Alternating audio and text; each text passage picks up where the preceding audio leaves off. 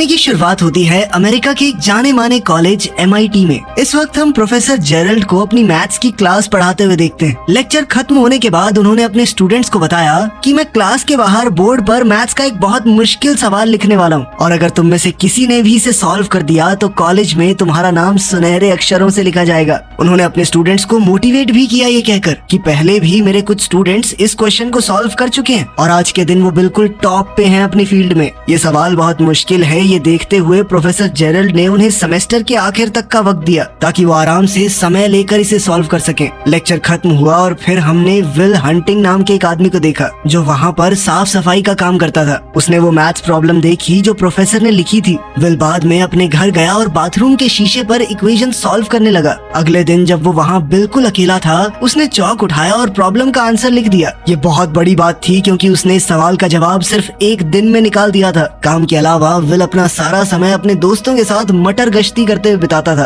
एक दिन जब वो एक बेसबॉल मैच देख रहा था तो विल ने एक लड़के को देखा जो स्कूल में उसे परेशान करता था। उसे देखते ही विल के अंदर गुस्सा फूट गया। वो अपने दोस्तों के साथ उस लड़के के पास गया और लड़ाई शुरू कर दी। अंत में विल ने बदला लेते हुए उस लड़के को बहुत मारा। मामला ज्यादा न बढ़ जाए तो उसके दोस्तों ने उसे रोक दिया लेकिन तब तक पुलिस वहाँ आ गई और जब पुलिस वाले ने उसे रोकने की कोशिश की तो उसने पुलिस वाले पर ही हमला कर दिया जिस वजह से वो अरेस्ट हो गया। दूसरी ओर प्रोफेसर जेरल्ड को पता चला कि जो मैथ्स प्रॉब्लम उसने लिखी थी वो तो सॉल्व भी हो गई है। वो तुरंत चेक करने गया और देखा कि किसी ने सच में उसका क्वेश्चन बिल्कुल सही सॉल्व कर दिया था। उसने अपने कुछ होशियार स्टूडेंट से पूछा कि ये तुम लोगों में से किसी का काम तो नहीं है, लेकिन जब उन बच्चों ने भी मना कर दिया तब तो प्रोफेसर एकदम चौंक गया। खैर प्रोफेसर की अगली क्लास पूरी तरह भरी हुई थी। सब लोग जानना चाहते थे कि आखिर वो अनजान मैथ्स जीनियस है कौन। प्रोफेसर ने कहा कि जिसने भी ये सॉल्व किया है वो आगे आए, मैं उसे उसका प्राइज देना चाहता हूँ। लेकिन पूरी क्लास एक दूसरे को देखने लगी, कोई भी आगे नहीं बढ़ा। जब कोई भी सामने नहीं आया तो प्रोफेसर ने अपने स्टूडेंट से कहा कि मैं एक और मैथ्स प्रॉब्लम लिख रहा हूँ जिसे सॉल्व करने में मुझे खुद 2 साल लगे थे। अब तुम में से जो भी वो मैथ्स जीनियस है इसे तो एक दिन में सॉल्व नहीं कर पाएगा। वहीं दूसरी ओर विल अभी जेल से बाहर आया ही था। उसने अपना साफ सफाई का काम किया और तुरंत प्रॉब्लम सॉल्व करने लग गया। उसी वक्त जेरल्ड अपने ऑफिस से बाहर आया और उसने विल को बोर्ड पर लिखते हुए देख लिया। उसने विल को रोकने की कोशिश की, सोचा कि वो बोर्ड पे ऐसे ही कुछ लिख रहा होगा। प्रोफेसर को अपनी तरफ आते हुए देखकर विल वहाँ से भाग गया। बाद में जब प्रोफेसर वापस आया तो उसने देखा कि विल ने तो एक्चुअली उसकी प्रॉब्लम सॉल्व कर दी है जिसे सॉल्व करने में उसे खुद 2 साल लगे थे, वो इस लड़के ने कुछ ही देर में सॉल्व कर दी। अब उसे पता चल गया था कि वो सीक्रेट मैथ्स जीनियस कौन है। काम के बाद विल अपने दोस्तों से मिला और वापस बार में गया थोड़ी ड्रिंक्स लेने के लिए। वहाँ कुछ खूबसूरत लड़कियों को देखकर विल का दोस्त चकी उनके पास गया और फ्लर्ट करने लगा। लड़कियों को इम्प्रेस करने के लिए चकी ने ऐसे ही झूठ बोल दिया कि हाँ मैं भी यही MIT में पढ़ता हूँ, जीनियस हूँ मैं। तभी एक आदमी बीच में बोला और पूछने लगा कौन सी क्लास में पढ़ता है बे तू? जिसके जवाब में चकी ने कहा हिस्ट्री। वो लड़का समझ गया था कि ये झूठ बोल रहा है। उसने चकी की बेइज्जती करनी शुरू कर दी और जानबूझकर उससे हिस्ट्री के टॉपिक्स पर सवाल करने लगा। बेचारे चकी को आता जाता तो कुछ था नहीं तो वो एकदम चुप रहा। तभी विल अपने दोस्त के लिए आगे बढ़ा और उस आदमी से डिबेट करनी शुरू कर दी। विल एक बार जो पढ़ लेता था कभी भूलता ही नहीं था। उसके फैक्ट्स और जबान इतनी साफ थी कि उसने उस लड़के को एकदम चुप करवा दिया। साथ ही विल ने उस लड़के की बेइज्जती की कि तूने उस किताब से पढ़ा है ना, बिल्कुल रटी रटाई बातें करता है तू। विल ने उसका मजाक उड़ाते हुए कहा कि इतने हजारों डॉलर खर्च कर रहा है तू, फिर भी जब रटी रटाई बातें बोलनी है तो ये तो मैंने पब्लिक लाइब्रेरी में पढ़ी है। इस सब के बाद वो आदमी तिल मिलाकर वहाँ से चला गया। बाद में उन लड़कियों में से एक जिसका नाम स्काइलर है विल के पास आई और उसे अपना फोन नंबर दे दिया। विल की होशियारी देखकर स्काइलर को वो थोड़ा पसंद आ गया था और स्काइलर ने कहा कि करना किसी दिन फोन मुझे जब तुम्हारे पास टाइम हो। विल ने बाद में वो नंबर उस लड़के को भी दिखाया जो ज्यादा स्मार्ट बनने की कोशिश कर रहा था।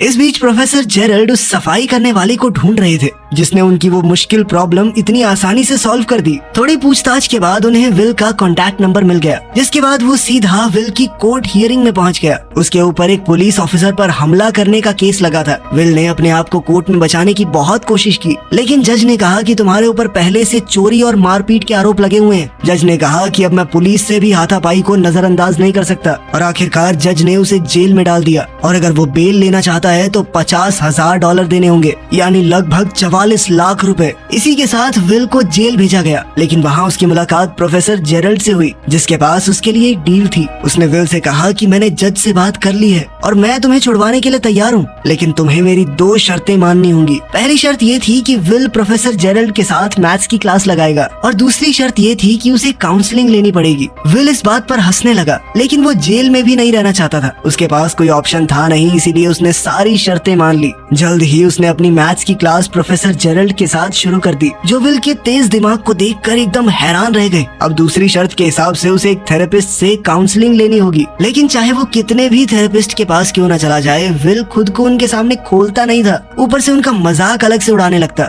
वो एक दिन पहले उन थेरेपिस्ट्स की लिखी हुई किताबें पढ़ लेता और अगले दिन जम के उनकी बेइज्जती करता। आखिरी ऑप्शन के तौर पर प्रोफेसर जेरल्ड ने अपने पुराने दोस्त शॉन मैगवायर से मदद मांगी, जो अब साइकोलॉजी पढ़ाता था। शॉन ने शुरुआत में तो कहा कि मेरे पास फालतू टाइम नहीं है इस सब के लिए, लेकिन जब जेरल्ड ने उसे समझाने की कोशिश की कि वो लड़का बहुत स्पेशल है, अगर सही रास्ते पर नहीं आया ना तो अपनी जिंदगी बर्बाद कर बैठेगा। ये सब सुनने के बाद शॉन आखिरकार मान गया और विल से मिला। जैसा कि उसने अपने पुराने थेरेपिस्ट के साथ किया था, विल ने शॉन की किताब भी पढ़ ली थी और अब वो उनके हिसाब से ही उसका मजाक उड़ाने लगा। लेकिन शॉन ने पेशेंस रखते हुए विल के साथ एकदम नॉर्मल बातचीत की, बिना उसकी जिंदगी के बारे में कुछ भी पूछे। तभी विल की नजर एक पेंटिंग के ऊपर पड़ी जो शॉन ने खुद से पेंट की थी। उस पेंटिंग और कुछ आर्ट बुक्स को देखकर विल शॉन की जिंदगी के बारे में कुछ भी अंट शंट बोलने लगा। शॉन ने फिर भी विल की बातों पर ज्यादा ध्यान नहीं दिया, लेकिन फिर विल शॉन की पत्नी को भी अपनी बातचीत के टॉपिक में ले आया। उसकी पत्नी का जिक्र होते ही शॉन थोड़ा गुस्सा हो गया। विल को समझ आ गया कि शॉन की कमजोरी उसकी पत्नी है, तो वो बार बार उसका जिक्र करने लगा। उसने पूछा कि सर आपकी पत्नी यहाँ क्यों नहीं है? क्या वो धोखा देके किसी और के साथ भाग गई क्या? ये सुनते ही शॉन पूरी तरह से अपना आपा खो बैठा और विल को गले से पकड़ लिया। उसने विल को चेतावनी दी कि कभी भी मेरी पत्नी की बेइज्जती मत करना।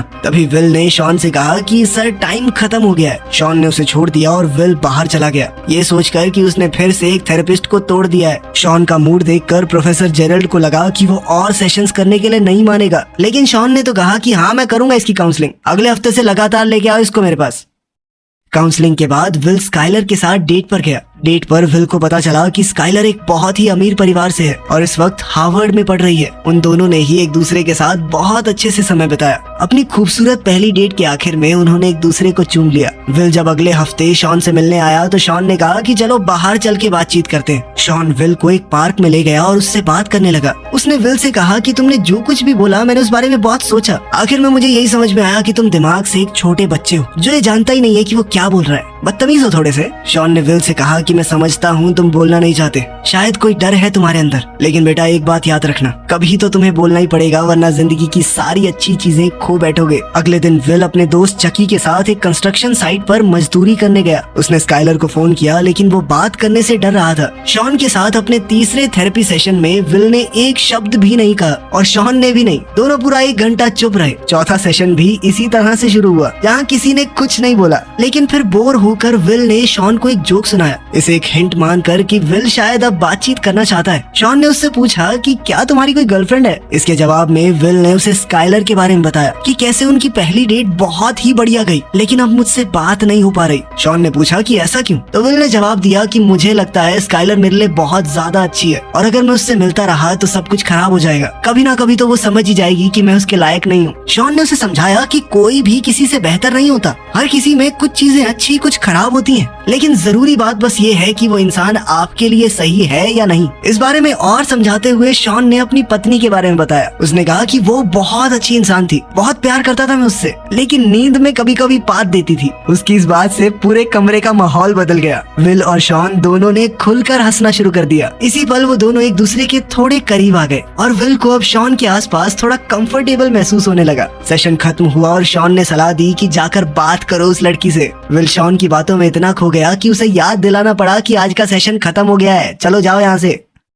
शॉन की बात मानकर विल स्काइलर के कॉलेज में गया और उसे दोबारा बाहर चलने के लिए कहा। स्काइलर ने कहा कि मैं तुम्हारे साथ बाहर जाना चाहती हूँ, लेकिन मुझे एक बहुत ही ज्यादा मुश्किल प्रॉब्लम सॉल्व करनी है जिसमें कई दिन भी लग सकते हैं। विल और इंतजार नहीं कर सकता था तो उसने कहा कि वो सवाल मुझे दिखाना। सवाल देखते ही उसने पलक झपकते ही आंसर एक नैपकिन के ऊपर लिख दिया। इसके बाद विल ने कहा कि अब तो तुम्हारे पास कोई बहाना नहीं बचा, चलो मेरे साथ। उनकी दूसरी डेट के दौरान स्काइलर ने विल से उसके परिवार के बारे में पूछा और विल ने उसे झूठ कह दिया कि मेरे 12 12 भाई हैं। जिस पर स्काइलर ने कहा कि अच्छा नाम बताइए जरा, और विल ने धड़ाधड़ 12 रैंडम नाम सीक्वेंस में बोल दिए। स्काइलर को थोड़ा शक हुआ कि ये झूठ बोल रहा है और उसने कहा कि एक बार नाम फिर से दोहराना जरा, लेकिन अपना विल जीनियस है, उसने दोबारा उन नामों को उसी सीक्वेंस में बोल दिया। खैर विल अपने अगले थेरेपी सेशन में शॉन से मिला और पूछा कि क्या तुम्हें कभी अपनी पत्नी से मिलने का पछतावा हुआ है, क्योंकि तुम्हारी पत्नी के मरने के बाद तो तुम बहुत ज्यादा अकेले हो गए होगे और इतना प्यार करते थे तो दुख भी ज्यादा हुआ होगा। इस सवाल के जवाब में शॉन ने उसे बताया कि कैसे वो अपनी पत्नी से मिला था। जब मैंने उसे पहली बार देखा तो वो अपने दोस्तों के साथ एक बेसबॉल गेम की टिकट लेने के लिए लाइन में इंतजार कर रही थी। वो एक बहुत ही क्लासिक मैच था। तो विल ने कहा कि तुमने वो गेम लाइव देखी थी, कितने लकी हो यार तुम। इस पर शॉन ने बताया कि गेम तो मैंने बाद में टीवी पर ही देखी थी, मैंने अपने दोस्तों को छोड़ दिया था उस लड़की के साथ डेट पर जाने के लिए,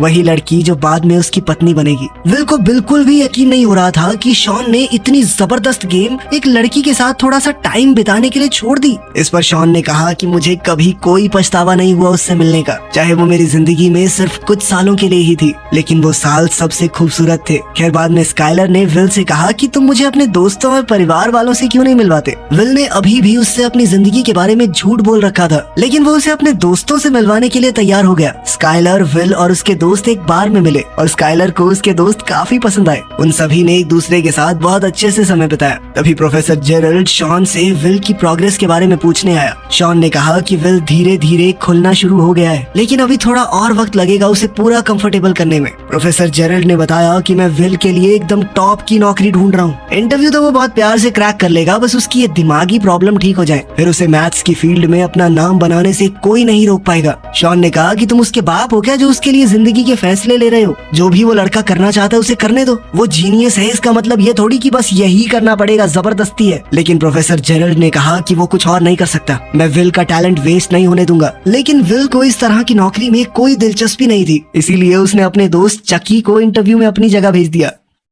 एक रात अपनी जिंदगी के बारे में बात करते हुए स्काइलर ने विल से कहा कि तुम मेरे साथ कैलिफोर्निया चलोगे। स्काइलर की बात सुनकर विल घबराने लगा और बोला कि वो उसके साथ नहीं चल सकता, मेरी सारी जिंदगी यहीं पर है। स्काइलर ने उससे पूछा कि तुम मुझसे प्यार करते हो, मैं जानती हूँ, तो पूरी तरह मेरे साथ आने में इतना डरते क्यों हो और मुझे कभी कुछ सच भी नहीं बताते। उसने ये भी बताया कि मुझे पता है तुमने झूठ बोला था, तुम्हारे 12 भाई हैं। ये झूठ सामने आने पर विल अपना आपा खो बैठा। उसने कहा क्या जानना चाहती हो तुम मेरे बारे में? अनाथ हूँ मैं, माँ बाप का अता पता है नहीं। अपनी ज्यादातर जिंदगी एक परिवार से दूसरे में फुदकते हुए बिताई है मैंने। बचपन में जिस परिवार के साथ मुझे रखा गया वो मारता था, मुझे कुत्ते की तरह मारता था। स्काइलर रोने लगी और विल से कहा कि कोई बात नहीं, मैं तुम्हारे साथ हूँ ना, मैं तुम्हारे साथ रहूंगी चाहे कुछ भी हो जाए। लेकिन विल ने उसे दूर कर दिया और कहा कि मुझे किसी की मदद नहीं चाहिए। विल को कहीं न कहीं डर था कि अगर उसने किसी को पास आने दिया और फिर वो इंसान उसे छोड़कर चला गया तो वो सह नहीं पाएगा। स्काइलर ने रोते हुए कहा कि मैं तुमसे बहुत प्यार करती हूँ, कभी तुम्हें छोड़कर नहीं जाऊंगी। लेकिन विल ने झूठ कह दिया कि मैं तुमसे प्यार नहीं करता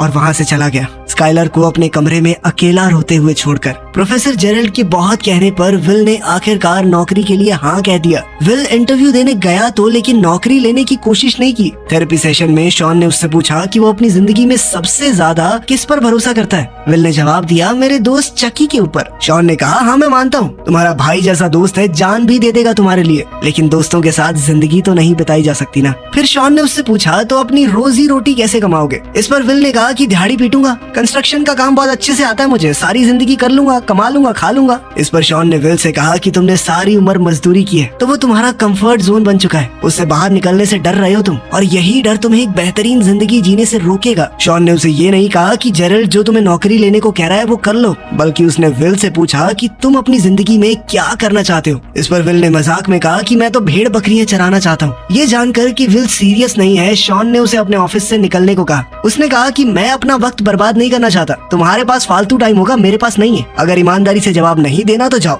इस पर विल गुस्सा हो गया और शॉन पर चिल्लाने लगा। शॉन ने फिर से पूछा कि वो अपनी जिंदगी में क्या करना चाहता है। विल दोबारा से चुप रहा, उसने जवाब नहीं दिया। शॉन ने उससे कहा चला जा यहाँ से, जा। स्काइलर के कैलिफोर्निया जाने से पहले विल ने उसे फोन करके अलविदा कहा। स्काइलर ने एक आखिरी बार कहा कि मैं तुमसे प्यार करती हूँ। विल मुस्कुराया लेकिन अपने डर की वजह से जवाब नहीं दिया। उसे अभी भी लगता था कि आखिर में तो मेरा दिल टूटना ही है।